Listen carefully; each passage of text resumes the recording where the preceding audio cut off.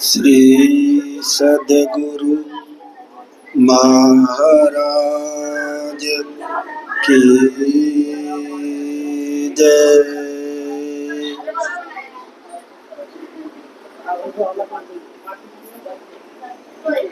मंगल मूर्ति सद्गुरु मिलवै सर्वाधार।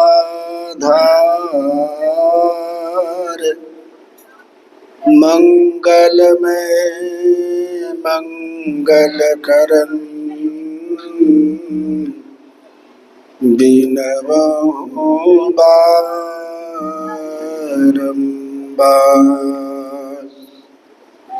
धन्य धन्य सद्गुरु सुखद महिमा कही न जाय। जो कछु कहूँ तुम्हारी कृपा मोते कछु न बसाय।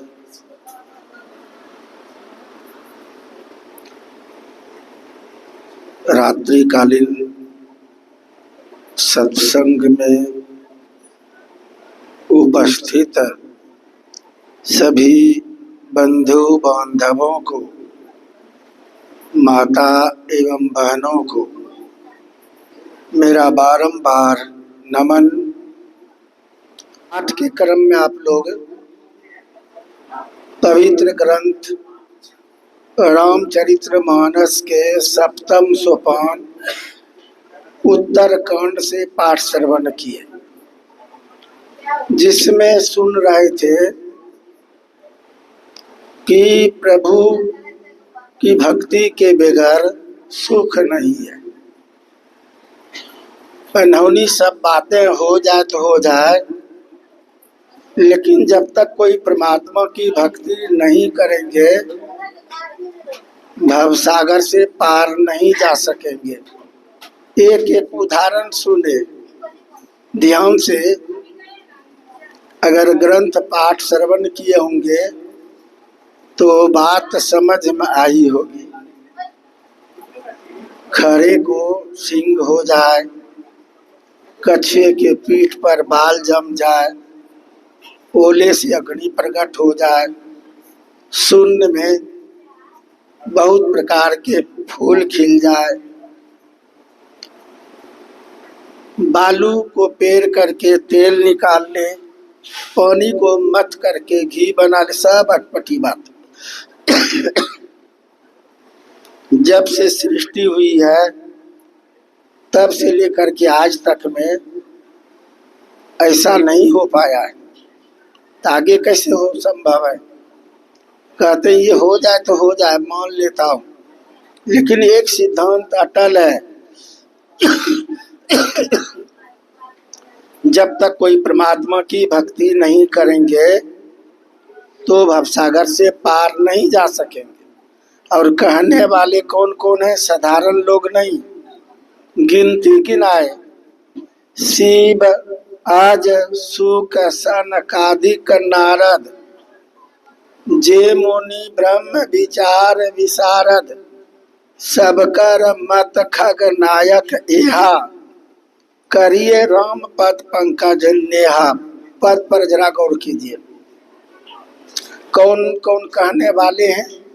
सबसे पहले शिव जी का नाम लिया गया, जिनको देवों का देव महादेव कहते हैं। और जो सबसे बड़े जोगेश्वर हैं, जिनको महायोगी भी कहते हैं। तो इस शिव जी का नाम शिव आज के संबंध में तो समझ ही रहे थे ब्रह्मा जी। शिव आज सुखदेव मुनि, जिनको गर्भ से माया त्यागी हो कहते, ये सुखदेव मुनि भी कहने वाले। शिव आज सुख सनकादिक, ये चारों ऋषि कुमार। शिव आज सुख सनकादिक नारद, जे मुनि ब्रह्म विचार विशारद। और नारद जी अर्थात जिनको ब्रह्म ऋषि कहते, तीनों लोक में भ्रमण करने वाले, नारद जी का भी नाम लिए और उसमें जोड़ दिए इनके अलावे जो भी ब्रह्म विचार में प्रवीण हो गए, ये सबों का एक ही कहना है, सब कर मत खग नायक यहा करिए राम पद पंकज ने। इससे बात स्पष्ट हो जाती है कि बड़े बड़े महापुरुष लोगों का कहना है कि परमात्मा की भक्ति के बगैर सुख नहीं है। जो मनुष्य शरीर पाकर के हाथ पे हाथ धर के बैठे हैं, परमात्मा की भक्ति में रत नहीं है, ये मानव जीवन तो सार्थक नहीं हो पाएगा। और आप लोगों को ये भी विदित हुआ कि साप्ताहिक सत्संग है और खुशी का भी सत्संग, जिनके ऊपर संत की कृपा हो जाए, गुरु की कृपा हो जाए, फिर खुशी में कमी रहेगा क्या? तो सब संकेत आप लोग सुन चुके हैं। जो सत्संग है आज का, तो खुशी का भी सत्संग है। और यहाँ पाठ के क्रम में जो सुने कि सब के सब महापुरुष लोग एक ही बात कह रहे कि परमात्मा की भक्ति करो। और भक्ति कैसे संभव है? तो उत्तरकांड में प्रभु राम कह रहे हैं, भगवान राम की भक्ति का ही संकेत हुआ कि राम की भक्ति के बगैर सुख नहीं है। तो भगवान राम सारे प्रजाजनों के बीच में भक्ति की बात बता रहे हैं। भक्ति स्वतंत्र, पहले तो कहते हैं कि इस लोक में और परलोक में दोनों जगह सुखों का खजाना चाहते हो। सारे प्रजाजनों को ये प्रश्न किए भगवान राम, इस लोक में जब तक आप जीवित रहेंगे तब तक दुख का मुंह न देखना पड़े, सुख ही सुख मिले, ये चाहते हैं। सबों ने कहा हाँ भगवान यही चाहिए। कहा कि अच्छा ठीक है। और यहाँ के जाने के बाद ये शरीर तो सदा नहीं रहेगा, एक दिन ये शरीर छोड़ना पड़ेगा। तो यहाँ के जाने के बाद क्या नरक जाना चाहते हो, अधोगति में जाना चाहते हो, 84 में चक्कर लगाना चाहते हो? तो कोई कहेंगे कि नहीं प्रभु, यहाँ के जाने के बाद परलोक भी बन जाए। तो वही भगवान राम कह रहे, जो परलोक यहाँ सुख चाहूं, सुनी मम बचन हृदय दृढ़ गहूं। इस लोक में और परलोक में दोनों जगह अगर सुखों का खजाना चाहते हो तो भगवान राम कह रहे, मैं जो कह रहा हूँ सावधान हो करके सुनो और मुस्तैदी के साथ अपने अपने हृदय में ग्रहण करो।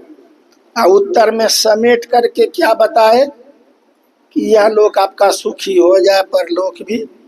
तो भगवान राम समेट के कह रहे, भक्ति स्वतंत्र सकल सुख खानी, बिनु सतसंग न पावई प्राणी। माँ बहने, भाई बंधु, जरा ध्यान दीजिएगा। बहुत अनुष्ठान करते हैं, 365 दिन के अंदर कितने तरह का विविध प्रकार का पूजा पाठ करते रहते, लेकिन जहाँ भगवान राम की भक्ति की बात आप करेंगे तो ये भगवान राम अपने मुख से कह रहे कि कोई भी प्राणी, चाहे ब्राह्मण हो, क्षत्रिय हो, वैश्य हो, शूद्र हो, कोई भी प्राणी सत्संग के बगैर मेरी भक्ति नहीं पा सकते। ये भगवान राम कह रहे। अब इससे बेसी और क्या कह देते? तो सब पूजा पाठ, सब अनुष्ठान आप अपनाए हुए हैं और सत्संग को ठुकरा दिए, सत्संग से अपने आप को अलग रखे हुए। तो सोचिए, चिंतन कीजिए कि भगवान राम के भक्त हैं आप, आपके जीवन में उनकी भक्ति हो रही है। और आलोकानंद वासी भी कुछ संकेत सुन रहे थे कि जब भगवान राम माँ सेवरी को माध्यम बनाए और यहाँ नवधा भक्ति का उपदेश किया, जो संकेत सुन चुके। भक्ति तो एक ही है, लेकिन एक भक्ति के 9 प्रकार बताए भगवान राम कि मेरी भक्ति के 9 प्रकार हैं।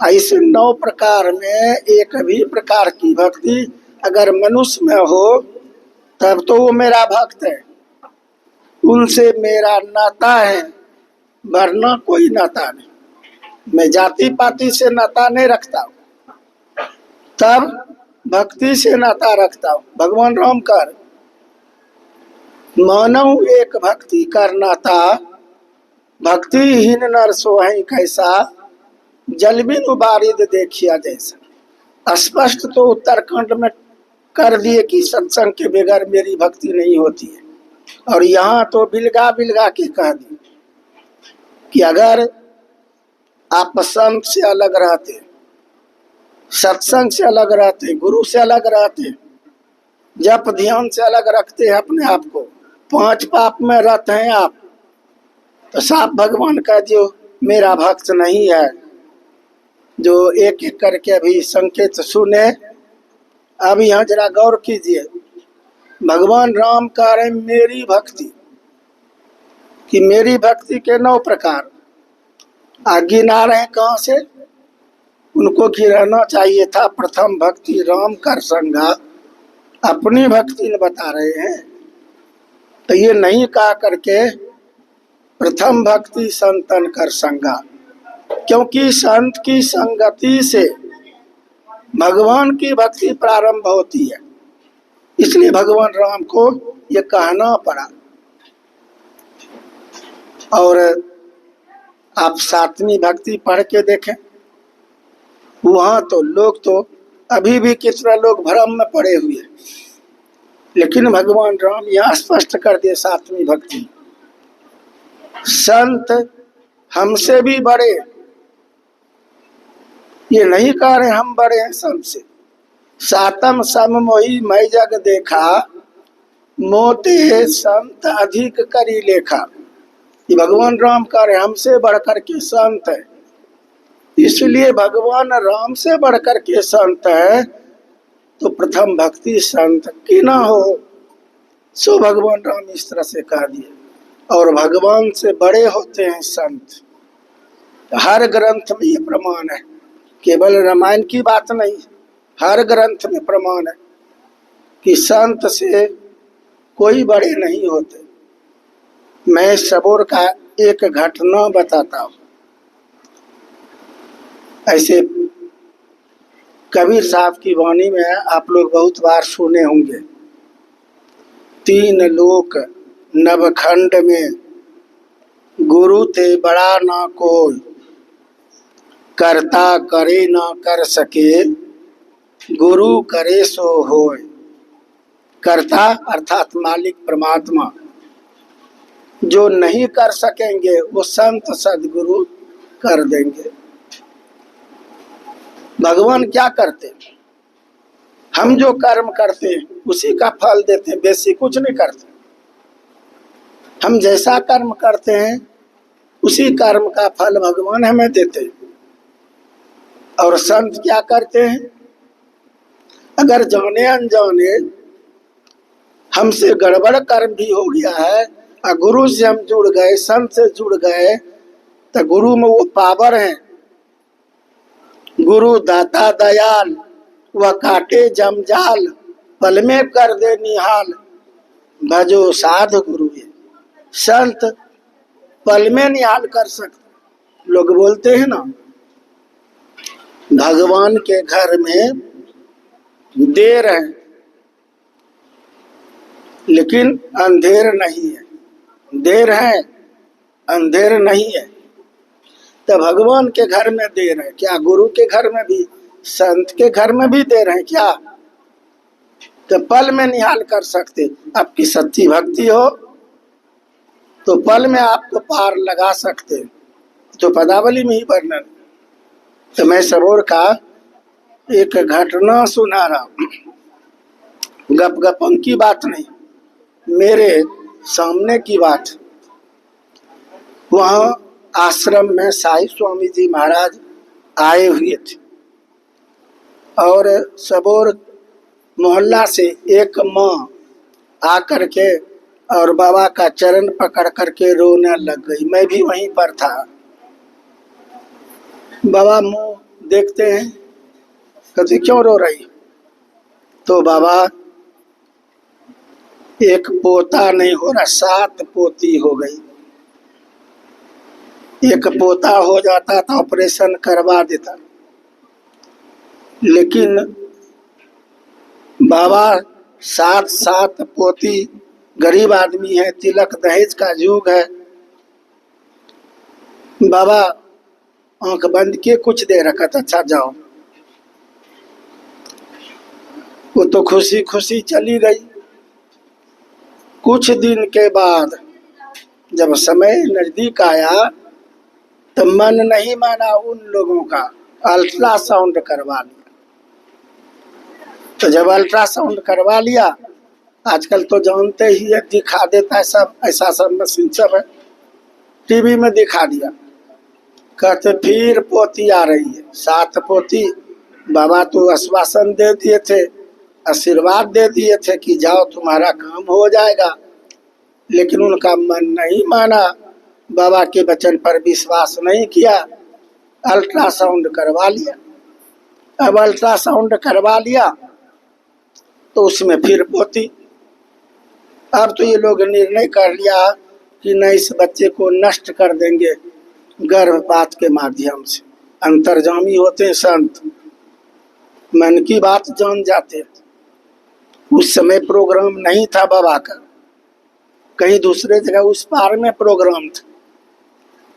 और उसी होकर के आए, आश्रम बाबा आए। जब आश्रम बाबा आ गए तो कोई महापुरुष सिद्ध पुरुष आते तो तुरंत प्रचार भी हो जाता है ना, तो भीड़ लग गई। वो माँ फिर आ गई और बाबा के सामने वो क्या बोलती है कि बाबा आपका आशीर्वाद नहीं लगा। डायरेक्ट कैसे हिम्मत किया पता नहीं, आपका आशीर्वाद नहीं लगा बाबा। कहा कि कैसे तू जानती हो, जन्म ले लिया? नहीं बाबा। तो कैसे तू जानती हो? तो अल्ट्रासाउंड करवा के। इतने जोर से बाबा बिगड़े, आप लोग विश्वास नहीं कीजिएगा, हम भी वहां पर थे। इतने जोर से बाबा बिगड़े, भागो यहाँ से, भागो जाओ। चरण पकड़ ली, फिर रोने लगे, बाबा क्षमा कर दो। कहा कि तुमको किसने कहा अल्ट्रासाउंड करवाने के लिए? नहीं बाबा, गलती हो गई, माफ कर दीजिए। रोने लगे। अच्छा जाओ, नष्ट नहीं करवाएगी, जाओ। अल्ट्रासाउंड में सब देख लिया है, डॉक्टर रिपोर्ट बना दिया था कि फिर पोती। जहाँ अल्ट्रासाउंड करवाया वो रिपोर्ट भी बना दिया, ये लोग सब देख लिया। और कहते जाओ, नष्ट नहीं करवाएगी। जब जानते जन्म लिया तो पोता हो गया। श्री सतगुरु अब क्या कहिएगा? 3 लोक नवखंड में गुरु ते बड़ा ना कोई, करता करे ना कर सके, गुरु करे सो। गुरु से बढ़कर के कौन होंगे? संत से बढ़कर के कौन होंगे? भगवान राम अपने मुख से कह रहे, सबको पता है। रावण कुंभकर्ण पापी थे, ये सब कोई जानते हैं। तो भगवान राम क्या किए? सबको मार के सुला दिए, खानदान उजाड़ दिए। ये भगवान देखिए क्या करते। भगवान कृष्ण द्वापर युग में आए, जो जो राक्षस वाला कार्य किया सबको मार मार के सुना दिया। भगवान राम त्रेता युग में आए, रावण कुंभकर्ण उनके जितने सहयोगी थे सबको मार के सुला दिए। और आप लोग जानते हैं कि विभीषण को अपने सीने में लगाए और उनको राज तिलक करके गद्दी पर बैठाए। क्यों? उस लंका में एकमात्र विभीषण ही सत्संगी था, और सत्संग के बगैर भक्ति नहीं होती है। जबकि शिव जी के ये कठिन कठिन तपस्या किए रावण कुंभकर्ण, मुंडा काट काट करके चढ़ाया था 10-10 बार, एक बार कौन पूछे, फिर भी भक्त का संज्ञान नहीं मिला। और विभीषण केवल वैष्णव धर्म को अपना के सत्संग किए हैं।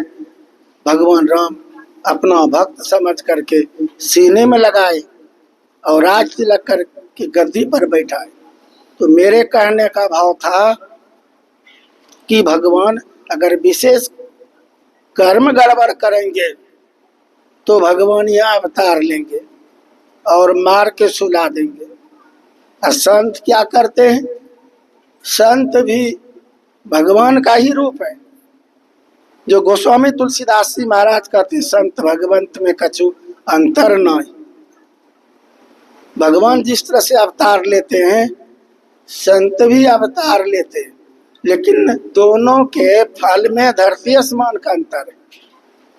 भगवान मार के सुला देंगे, खुशामद नहीं करेंगे कि बेटा सत्संग करो, छोड़ दो पाप, 5 पाप से बचो।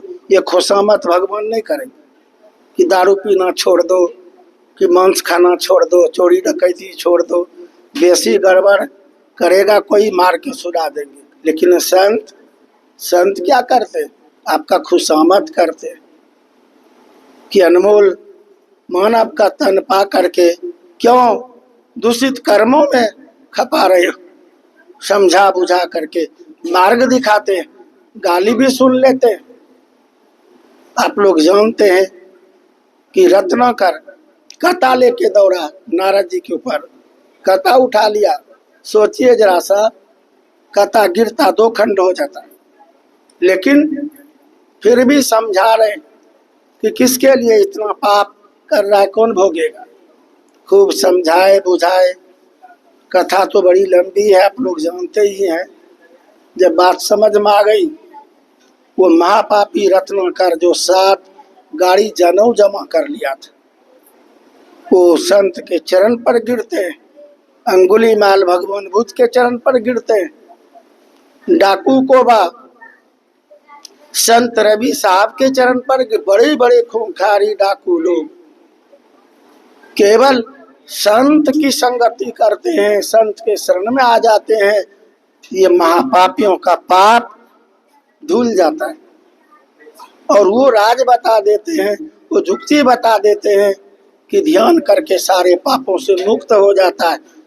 संत मार के नहीं समाप्त करते, बल्कि संत उनके अंदर जो बुराइयां हैं उनका हरण कर लेते हैं और उनको महान बना देते। संत में भगवान में यही अंतर है। भगवान तो मार के सुला देंगे और संत आपको महान बना देंगे। इसलिए सठ सुधरई सत्संगति पाई, पारस परस को धातु सुहाई। बालकांड में इस तरह से वर्णन है।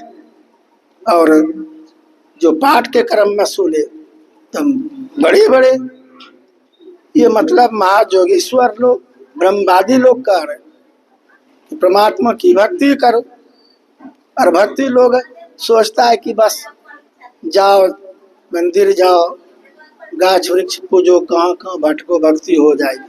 इस तरह से कहीं वर्णन है ग्रंथ में। माँ सेवरी जीता जगता सबूत है माँ सेवरी का। नीच जाति की भिलनी, माँ बहने ध्यान यहाँ रखिए, जो करामत नर में है वही शक्ति नारी में। जो सच्चे मन से गुरु वचन पर विश्वास करके, जुक्ति जान करके बाहरी सत्संग और आंतरिक सत्संग करते हैं तो तहलका मचा सकते, प्रकृति को नाच नचा नचा के दिखा सकते। माँ सेवरी नी जाति की भिरनी, जिनसे सब घृणा करते थे, और एक सत्संग अपना ली। मतंग ऋषि से दीक्षा लेकर के सत्संग करती थी, ध्यान करती थी। यही ना, नवरात्रि, शिवरात्रि, चोरचंदा, तीज, ये विविध प्रकार का कर्म तो नहीं करती थी। कहाँ है वर्णन रामायण में? और नीचे वर्णन है नर विविध कर्म आधार में बहुमत शोक प्रसव त्याग हूँ विश्वास करी का दास तुलसी राम पद अनुराग हूँ। ऐ नर विविध प्रकार के कर्म से काम बन जाएगा क्या? तो माँ सेवरी एकमात्र बाहरी सत्संग और आंतरिक सत्संग में ही जीवन पार की। और लोग कहते कि सत्संगी लोग भगवान को नहीं मानते, ऐसा कुछ लोगों का मानना है। अब मैं आप लोगों से पूछता हूँ कि भगवान राम माँ सेवरी के कुटिया पर आए। लोग बोलते हैं भगवान का दर्शन करने के लिए मंदिर जाना पड़ेगा, अयोध्या जी जाना पड़ेगा, वृंदावन जाना पड़ेगा, न जाने कहाँ कहाँ जाना पड़ेगा। लेकिन अगर भक्त की सच्ची भक्ति हो तो भक्त को कहीं जाने का जरूरत नहीं, भगवान स्वतः दर्शन देने के लिए आ जाते। माँ सेवरी मंदिर मंदिर गई थी कि स्वतः भगवान राम दर्शन देने के लिए आ गए। भक्त तड़पते हैं तो भगवान भी तड़पते हैं। कहाँ है मेरी भक्ति सेवरी? ये भगवान तड़प के साथ उनके कुटिया पर आ गए। और क्या कहते हैं भगवान राम कि तू भामनी हो अर्थात सुंदरी हो। क्यों? तो मैं तो केवल भक्ति से नाता रखता हूँ, तुझ में मेरी भक्ति के नवो प्रकार, इसलिए तू सुंदरी हो भामनी हो। जाति पाति सबको नाता नहीं, मानव एक भक्ति कर नाता, इस तरह से स्पष्ट कर देते। माँ सेवरी कह रही के ही विधि स्तुति करहूँ तुम्हारी, अधम जाति में जड़मति भारी, अधम ते अधम अधम अति नारी, तीन में मैं मति मंदाघारी। देखिए अब भगवान राम कहते कि नहीं तू भामनी है, सुंदरी है। तो माँ सेवरी भी मन में विचार की कि जब भगवान राम कह रहे हैं कि जाति पाति से हमें मतलब नहीं, तू सुंदरी है भामनी है, तुझ में नवो प्रकार की भक्ति है, तो झट से वो जूठन बैर हाथ में दे दी। ये पता भी चल जाए कि कहते कुछ और है भगवान और करते कुछ और क्या। तो जूठन बैर हाथ में दे दी। सजाने वाले कथा पहुँचने वाले तो सजा देते दूसरे ढंग से कि माँ सेवरी जूठन बैर नहीं बल्कि बैर चीख चीख करके देखती थी कि इस वृक्ष का बैर मीठा है, इस वृक्ष का खट्टा है। सो बात नहीं, ऐसा ग्रंथ में नहीं है। माँ सेवरी वो बैर आधा खा चुकी थी और आधा बैर प्रेम में पागल हो गई या सुधी भी सर गई और भगवान राम के हाथ में दी है। भगवान राम जो जूठन बैर खा जाते। तो वैष्णव सत्संगी लोगों का जूठन भी प्रसाद समझते हैं भगवान राम, ऐसा ग्रंथ में प्रमाण है। इसलिए माँ बने भाई बंधु, सत्संग से बड़ा कोई पूजा नहीं, कोई अनुष्ठान नहीं। रामचरितमानस के बाल कांड से लेकर के आप अष्टम सोपान लवकुश कांड तक पढ़ करके देखेंगे, संत संगति से बढ़कर के कुछ है ही नहीं। सो शिव जी भी कहते गिरजा संत समागम समन लाभ कछुआन, बिनु हरि कृपा न होई सो गावही वेद पुराण। तो ये शिव जी कह रहे हैं कि जब भगवान कृपा करते हैं तब इस तरह का सत्संग हो जाता है, और जिनको ये सत्संग मिल जाता है उनका भाग्य बन जाता है। सठ सुधरई सत्संगति पाई पार। सत्संग में सबके सब उपस्थित है। इस सत्संग से बड़ा कोई अनुष्ठान नहीं। लंका कांड में भी वर्णन है, तात स्वर्ग अपवर्ग सुख धरी तुलाई अंग, तुल नौताही सकल मिली जो सुख लभ सत्संग। पल भर का सत्संग महाफल देता है। तराजू में दो पलरा होता है, तराजू के एक पलरा पर स्वर्ग और मोक्ष का सुख रख दीजिए और पल भर सत्संग से जो सुख होगा इसको तराजू के दूसरे पलरा पर रखिए और डंडी उठाइए। रामायण कहती है कि ये पल भर सत्संग वाला जो पलरा यही भारी होगा।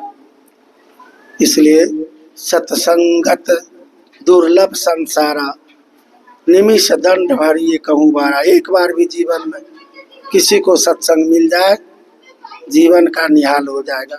चलिए, कहने के लिए बहुत बातें हैं, मैं अपनी वाणी को यहीं विराम दिया। श्री सद्गुरु महाराज की